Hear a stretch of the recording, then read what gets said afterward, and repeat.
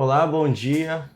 Começamos uma série de entrevistas agora para falar da situação epidemiológica aqui da região da Morel e aqui em Tubarão. Nessa manhã recebemos a doutora Sabrina Cardoso Fernandes e o gerente de saúde aqui do estado, aqui na região sul, o Hermes Cardoso. E vamos falar agora um pouco sobre a situação da dengue, a vacinação e outras questões de saúde aqui na região. Começamos com a doutora Sabrina. Passamos de 13 para 18 focos em uma semana aqui em Tubarão. Como bióloga, o que a senhora identifica nesse aumento? O mosquito está mais resistente ou o ciclo de reprodução aumentou com as chuvas e o calor? Na verdade, aqui no município de Tubarão, não só aqui como em toda a região da Amurel, nós já temos uma grande densidade do mosquito desde o ano de 2025, né? Nós temos áreas altamente infestadas. Então, neste início do ano, ele está sendo marcado por fortes chuvas e altas temperaturas. No ciclo de desenvolvimento do Aedes aegypti, ele precisa justamente disso, da água, essa umidade, que é ali que acontece o desenvolvimento dele, e quanto mais quente, mais rápido ele se desenvolve. Então é o que está acontecendo neste momento. Nós estamos vivendo o período sazonal, por conta disso que a gente está tendo esta explosão aí no número de focos do mosquito. Focos muito concentrados nos bairros Morrotes, Oficinas e Centro. E o estado já considera Tubarão uma cidade em situação de alerta ou ainda estamos sob controle? O que a senhora acha sobre esses bairros citados? Se existe algo específico na geografia da região que favoreça o desenvolvimento do Aedes aegypti? O Aedes aegypti, a gente fala que ele é um mosquito extremamente antropofílico, ou seja, ele tem uma capacidade muito grande de viver próximo ao ser humano, porque o ser humano, ele proporciona tudo que o Aedes ele precisa. Água acumulada, alimentação, enfim. Então essas áreas que você acabou de falar, juntamente com o centro, oficinas, bairro Santo Antônio de Pádua, são áreas bem povoadas, certo? E a gente já tem um registro do vetor, conforme eu já falei, de anos anteriores. Então, sendo assim, por essa característica, né, são regiões que a gente vai ter um maior número de mosquitos mesmo. E agora essa logística para a nova regra dos 10, 14 anos para vacinação. Muitos pais questionam a eficácia da vacina contra as diferentes variantes da dengue. Como a ciência explica a proteção para esse público? O que acontece? A vacina da dengue, ela é eficiente não apenas para esse público, não apenas para os 10 aos 14 anos. Porém, como a gente não dispõe de vacinas para todos, o Ministério da Saúde teve que elencar uma faixa etária. E de acordo com estudos no país, a faixa etária mais hospitalizada é essa de 10 a 14 anos. Por isso que em todo o território nacional está sendo feita a vacinação deste grupo etário. A vacina é totalmente eficaz, ela é segura. Com relação à dengue, existem 4 sorotipos, ou seja, 4 vírus diferentes, né? Então ela é uma vacina tetravalente que a gente chama. A gente tem o dengue vírus 1, o 2, o 3 e o 4. É extremamente difícil fazer um imunizante, fazer uma vacina que ela me dê uma alta cobertura para esses 4 sorotipos. Então, o que a gente tem nas vacinas? O dengue vírus 2, ele é o vírus que mais circula em todo o país, inclusive aqui na região sul. E ele dá uma cobertura vacinal, uma taxa de imunização acima de 95%, o que é ideal, o que é perfeito para uma vacina. Então, ela é uma vacina segura, o potencial imunizante dela é maior para o dengue vírus 2, porém ela também imuniza numa menor proporção para o dengue vírus 1, para o dengue vírus 3 e para o dengue vírus 4. Então, como eu falei, é uma vacina extremamente segura e a gente incentiva que os pais, né, levem os seus filhos aí às salas de vacina para que receba o imunizante. Doutora, muito se fala na nebulização, né, o famoso fumacê. Quando essa medida é realmente eficaz e quando ela pode ser prejudicial se usada sem critério público? A questão do fumacê, que a gente chama de um tratamento a ultra baixo volume, né? Mas popularmente aí por questões históricas a gente acaba chamando de fumacê. Tanto é que hoje em dia quando a gente faz esse tipo de atividade não sai toda aquela fumaça. Às vezes a população fica até frustrada, eu achei que ia sair muita fumaça, mas hoje em dia a técnica ela é diferente, né? Para o ser humano, esse inseticida que é lançado no meio ambiente, nas doses, né, que ele liberada, não é prejudicial para o ser humano. A questão é que se você liberar esse inseticida de maneira indiscriminada no meio ambiente, o que acontece? Vai promover a resistência do mosquito. Porque o mosquito ele fica resistente. Num primeiro momento que ele entra em contato com o inseticida, ele morre fácil. Daqui a pouco ele começa a acostumar com aquele inseticida. Então, por isso que a gente usa o fumacê em casos específicos. E quais são esses casos específicos? Localidades do município que são altamente infestadas, como no caso aqui em Tubarão. Bairro Oficinas, a gente já fez muito fumacê lá. Por quê? Área infestada e área onde nós tivemos casos de transmissão da dengue. Então ele serve para quê? Para fazer um bloqueio de transmissão. É aquela área onde a gente tem as fêmeas infectadas, está tendo transmissão, então a gente faz uso dessa tecnologia, né? E não faz nos outros bairros onde não está tendo transmissão. Por quê? Eu posso ter um mosquito, eu posso ter o Aedes aegypti, mas não necessariamente ele vai estar infectado pelo vírus. Então, se eu tenho um mosquito em uma área e eu não estou tendo transmissão, isso quer dizer que esses mosquitos não estão infectados teoricamente. Para que eu vou jogar inseticida lá, promovendo essa resistência aos mosquitos, sendo que tem outras atividades que são muito mais úteis que a gente pode fazer, como descartar os depósitos que possam acumular água, né? Doutor, uma dúvida que tivemos aqui dos nossos ouvintes, dos leitores e também do portal, além da água parada em vasos, quais são os criadouros invisíveis que a população de Tubarão e da Murel está esquecendo de limpar? Calhas. Calha é um depósito que a gente chama de difícil acesso, porque quando a gente de endemias vai fazer uma inspeção num imóvel, muito dificilmente ele consegue acessar essa calha que fica em local alto, enfim. Então uma das recomendações é que a população ela limpe periodicamente as calhas de sua residência, porque acumulando água, acumulando folhas ali, né, que pode e demais detritos, ele vai causar um entupimento dessa calha, vai gerar uma água parada e, consequentemente, eu vou ter a proliferação do Aedes aegypti, né? Então, limpeza das calhas e observar se ela está com caída, né? Para essa água escoar. É um depósito invisível. Outro depósito invisível que ninguém se dá conta são os ralos dos banheiros. Um banheiro que você usa todos os dias não tem problema, porque a gente está lá tomando banho, aquele ralinho ali não tem água parada? Tem água parada.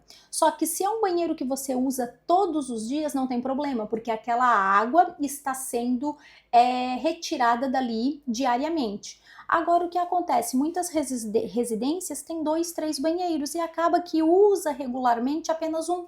E os outros 2 banheiros estão lá com aqueles ralos cheios de água, que é um potencial criador, e a gente encontra muito focos de Aedes aegypti nesses locais.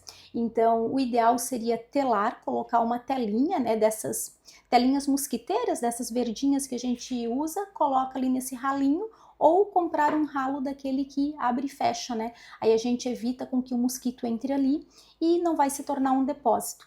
Agora estamos com o Hermes, o gerente aqui da Regional de Saúde do Estado.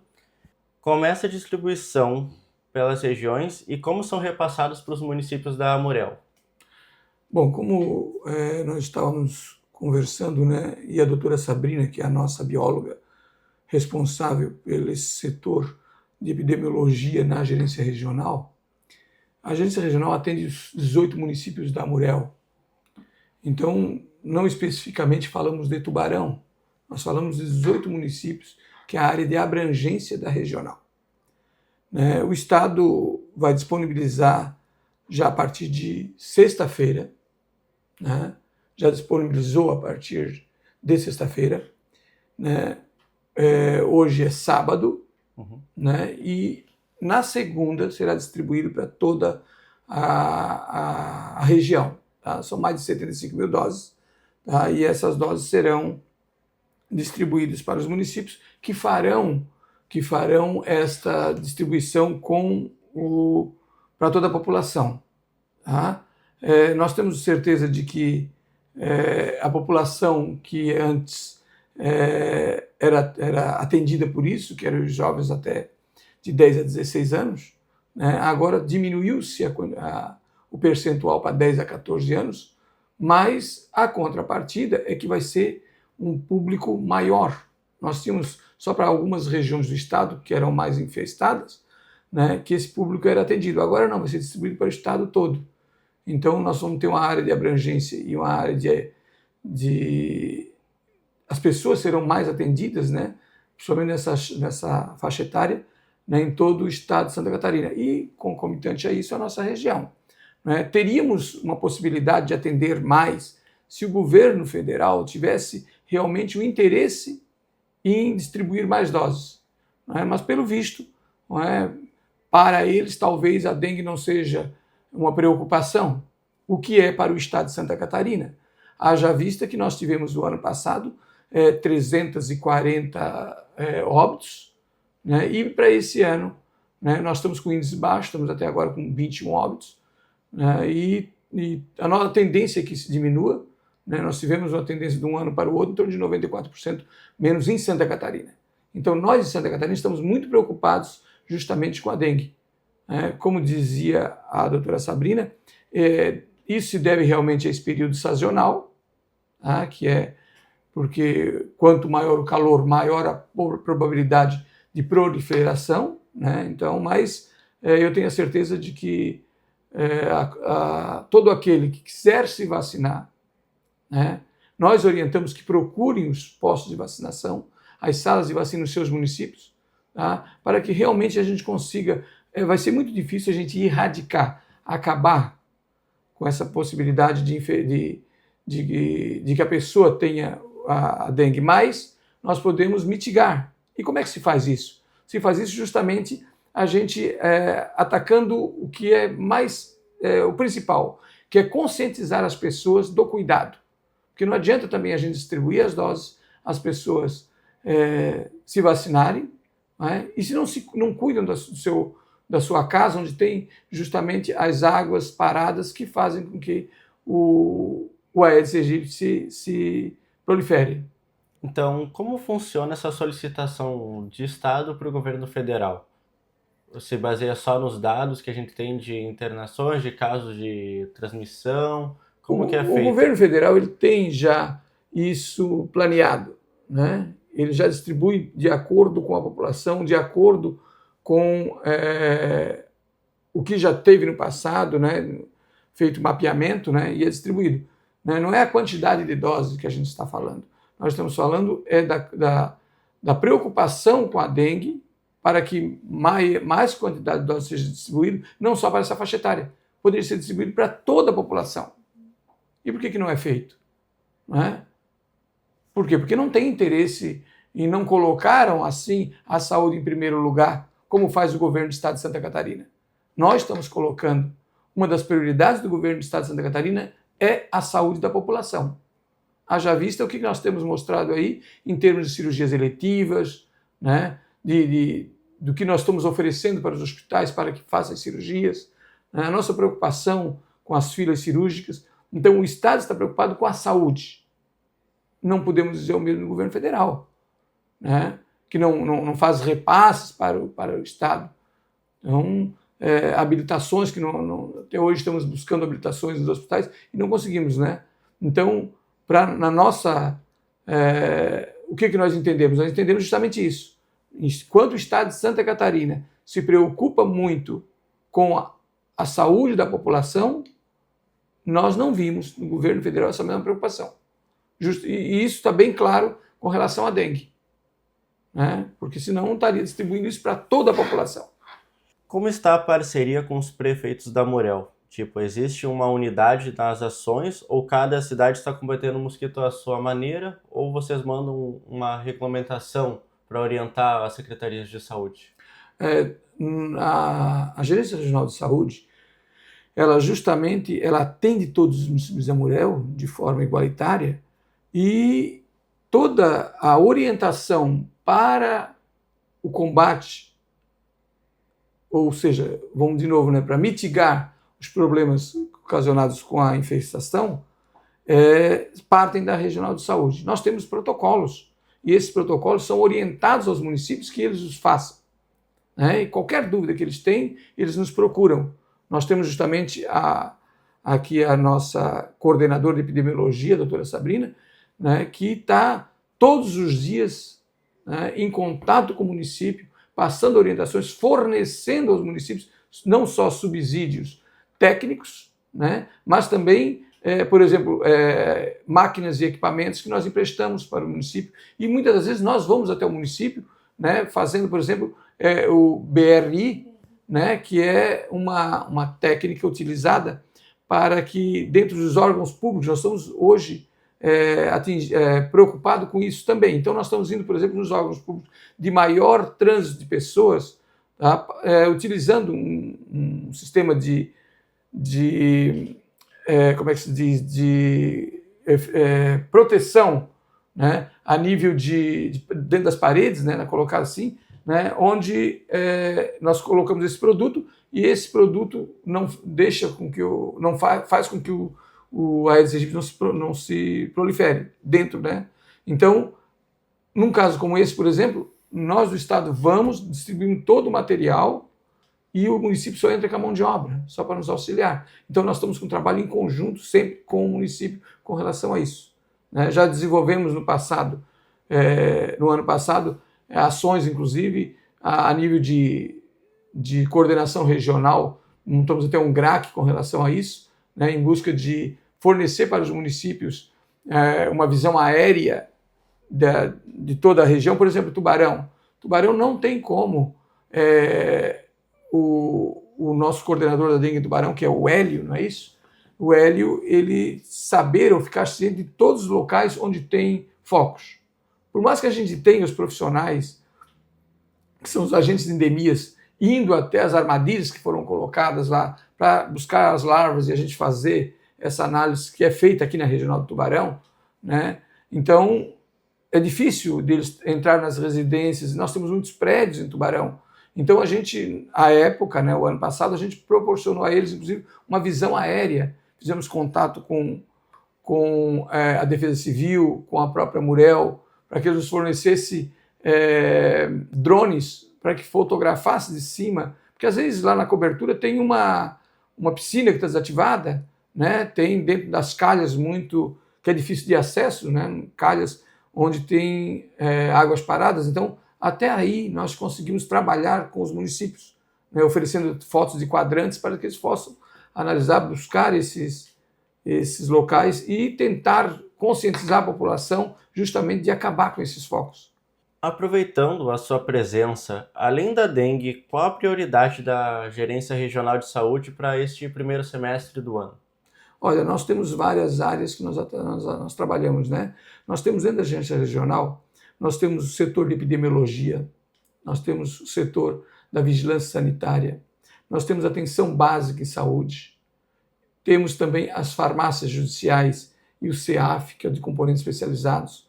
Nós entregamos na regional as bolsas de colostomia, Nós atendemos a oxigenoterapia. Então, nós temos uma gama muito grande não digo de produtos, mas de serviços que a gente oferece para a população e que a gerência regional, queira ou não queira, ela é a fomentadora, dessas ações. Então, para isso, a gente tem que estar preparado. Então, nós estamos preparados para atender a população em todos os aspectos, de epidemiológicos ou sanitários, ou justamente de estar a campo lá buscando na atenção básica melhores condições de atender a população. Então, e os hospitais, porque nós atendemos 10 hospitais na região, sendo desses 10, 9 contratualizados direto com o Estado e um de gestão plena, que é a Laguna. Então, a nossa atuação frente a isso justamente é de promover, de conscientizar, de buscar com os municípios, e oferecer para eles a parte técnica, orientações técnicas, para que eles, dentro do município deles, desenvolvam um trabalho, né, mais eficiente e eficaz. Para encerrar, qual o recado direto para o cidadão que está nos ouvindo e nos assistindo? Olha, com relação à dengue, né, busquem, vocês que têm em casa jovens de 10 a 14 anos, busquem os postos de atendimento, tá? Busquem a vacina. Como disse a doutora Sabrina, é uma vacina segura, é uma vacina que traz realmente, não digo a possibilidade de você não ter se infectar, né? Mas ela possibilita, mesmo que você tenha sido contaminado, de que esta contaminação seja mínima, você não tenha a preocupação de que ela será mais forte do que se você tivesse sido vacinado. Como todas as doenças, né? Todas as doenças que têm a vacina, que nós trabalhamos com a prevenção, todas elas, não é que a vacina da gripe, por exemplo, né? Você não vai pegar a gripe, deixar de pegar, você pode ficar gripado, só que os sintomas delas serão muito fracos que você não vai observar. Então, por isso, procurem, né, os postos, as salas de vacina nas UBS dos municípios, e aonde os municípios colocam à disposição para isso, tá? Procurem a vacinação, mas não esqueçam, o mais importante para nós, né, além da vacinação que está sendo distribuída a partir de segunda-feira, né, nós temos a preocupação de conscientizar cada vez mais a nossa população para o cuidado dentro da sua casa. O Estado não tem braço para isso tudo. Mas se você, como morador, não se preocupar com isso, nós não vamos conseguir diminuir essa infestação que temos hoje. Muito obrigado pela presença de vocês, por terem aceitado essa entrevista. Essa entrevista, depois de exibida aqui no Resenha Litoral, vai estar lá na íntegra nos nossos canais no YouTube e no Instagram.